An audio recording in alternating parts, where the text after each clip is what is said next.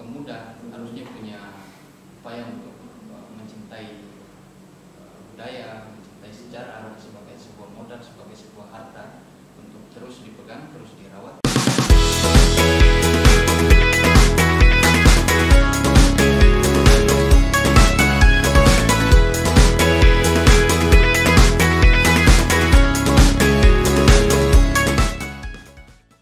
Selamat datang di Komedo Project, kreatif dalam berekspresi. Jadi dalam konten kali ini kita kedatangan dua bintang tamu yang pastinya yang bikin ngobrol kita hari ini bakal lebih seru. Kita kedatangan bintang tamu dari salah satu organisasi yang ada di Ternate, itu organisasi Pilas Institute. Di sini kita langsung mengundang direkturnya loh. Di sini ada Kak Bahrudin Sarjan. Selamat datang Kak. Ya, dan kita juga mengundang salah satu mahasiswa yang menjadi bintang tamu kita di hari ini. Ada Kak Rizwan Akmal. Selamat datang Kak. Ya, jadi konten kita kali ini karena kita memperingati Hari Sumpah Pemuda yang ke-92, maka kita akan bincang-bincang nih mengenai pemuda di era industri 4.0. Jadi kayaknya langsung aja kita ngobrol ya Kak. Jadi sekarang ini kan pemuda nih Kak. Sebagai pemuda nih untuk Kak Bahrudin ya. Sebagai pemuda nih Kak, apalagi kita hidup di era modern atau disebut dengan era industri 4.0. Sebagai pemuda, apa pandangan Kakak sih dan tanggapan Kakak mengenai masuknya budaya asing ke Indonesia? Tapi khususnya tuh ke Ternate sini Kak, ke Maluku Utara. Nih kan, memang benar kita harus mengikuti perkembangan zaman, kita harus mengikuti teknologi yang sampai saat ini masih terus berkembang nih. Tapi itu bagaimana cara agar kita tuh tidak terbawa dan terjerumus terlalu dalam budaya asing tersebut? Coba minta pandangan tanggapan Kakak seperti apa? Ya, terima kasih. Memang kalau saya sendiri secara pribadi melihat bagaimana sih tentang perkembangan industri. Kalau sekarang orang masih menganggap 4.0. Kalau di luar sana misalnya Jepang, itu orang sudah sampai pada 5.0 gitu.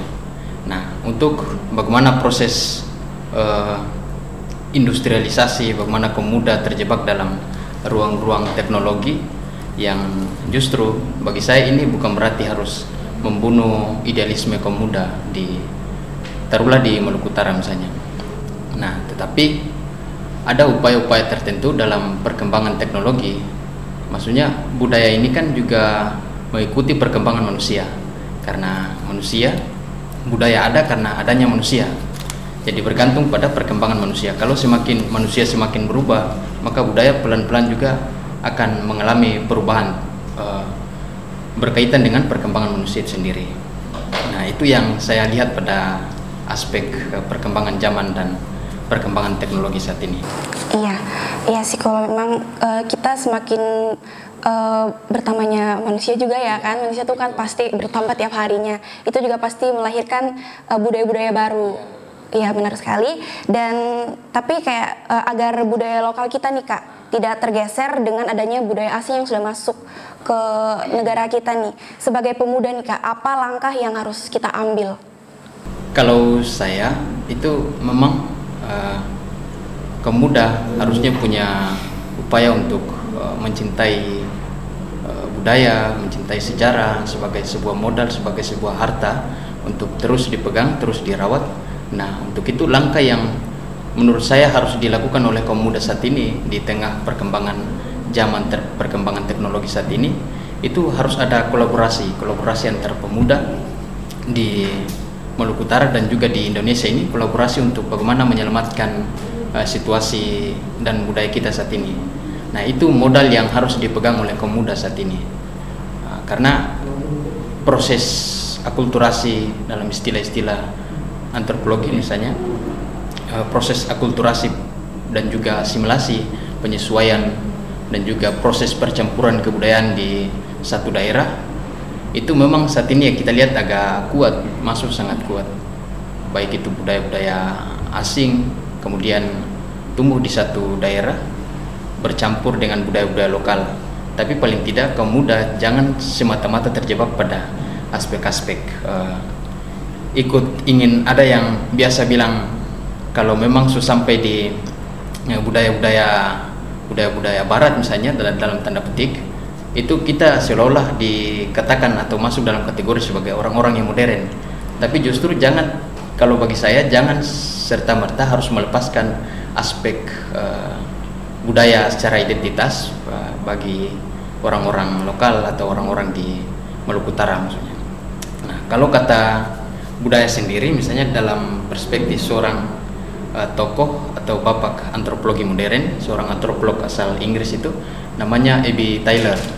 Nah, beliau itu kan juga merumuskan tentang budaya itu semacam keseluruhan yang kompleks. Jadi dia tidak terbatas.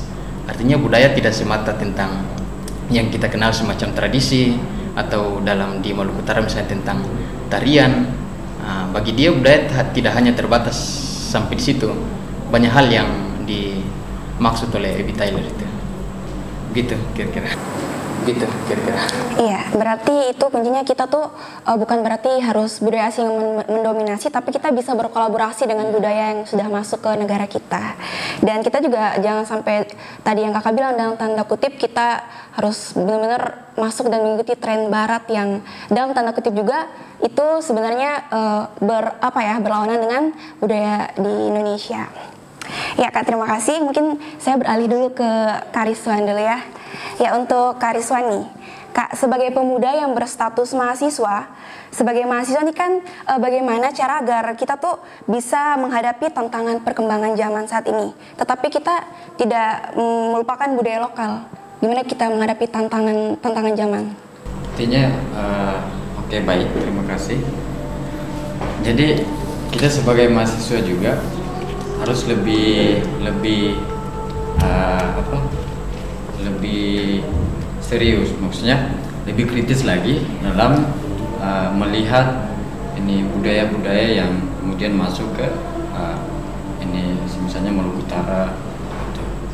Artinya mahasiswa itu sebagai, maksudnya dia beda kelompok yang kemudian ini bisa dikatakan memiliki bisa berpikir yang lebih kritis lagi. Makanya dia sebagai orang yang bisa berpikir, dia juga harus ini bisa meletakkan di mana posisi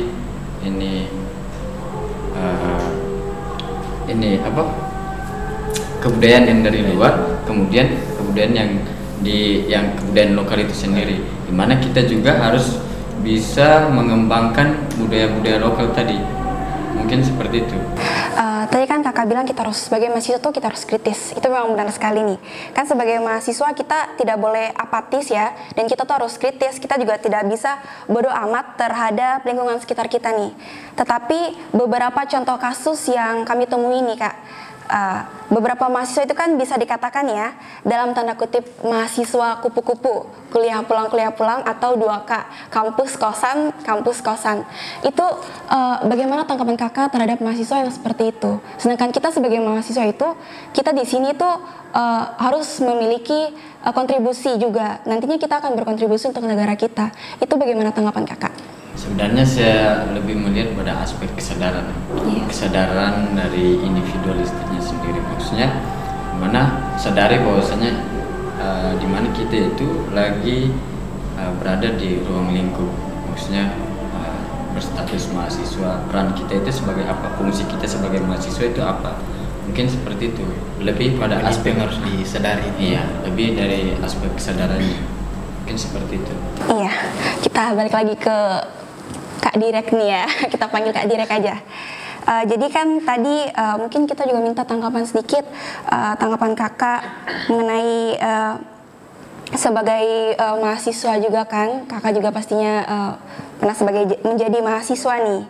Kita sebagai mahasiswa yang kritis ya, sebagai mahasiswa itu kita harus menjadi mahasiswa yang kritis.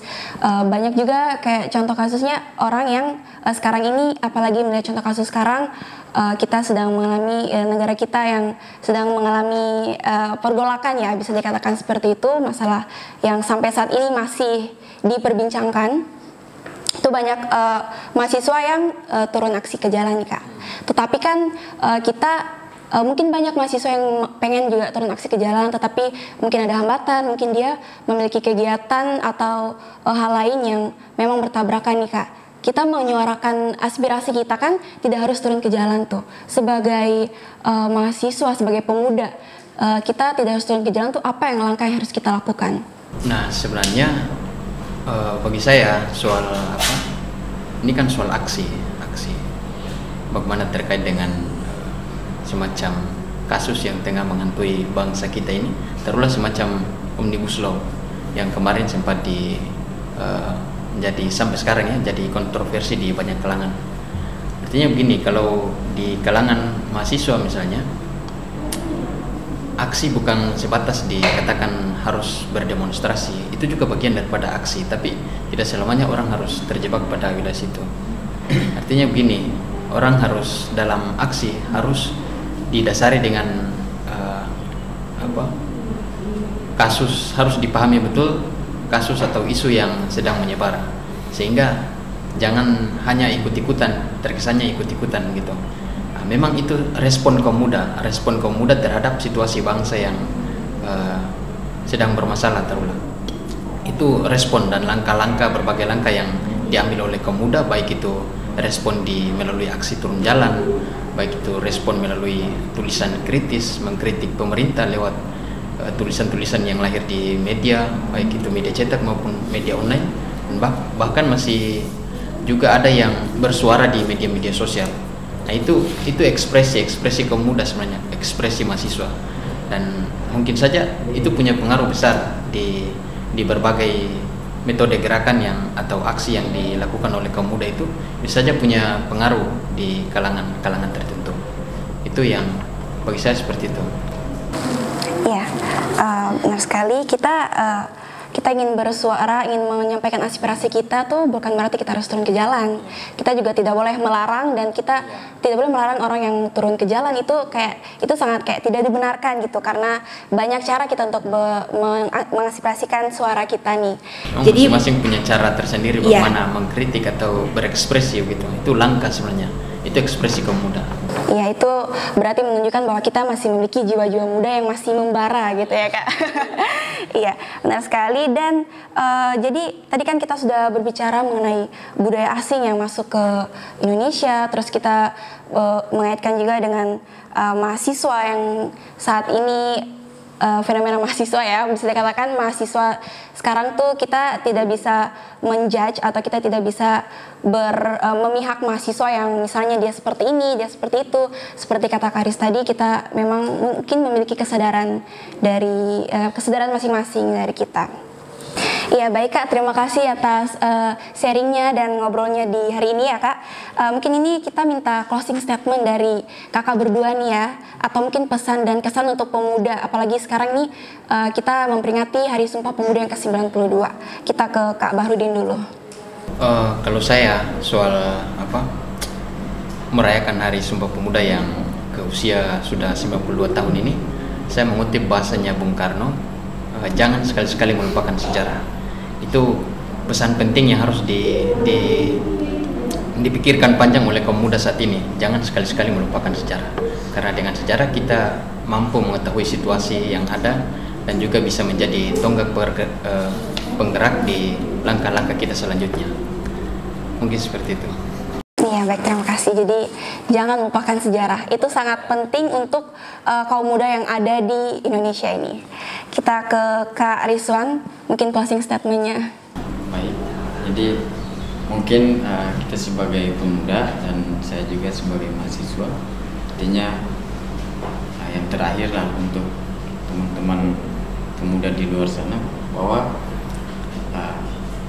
mungkin saya seperti yang disampaikan oleh Pak Direk tadi, bahwa jangan melupakan sejarah misalnya, karena sejarah itu juga menjadi bahan evaluasi kita untuk ke depan, untuk pemuda yang akan datang. Mungkin seperti itu saja.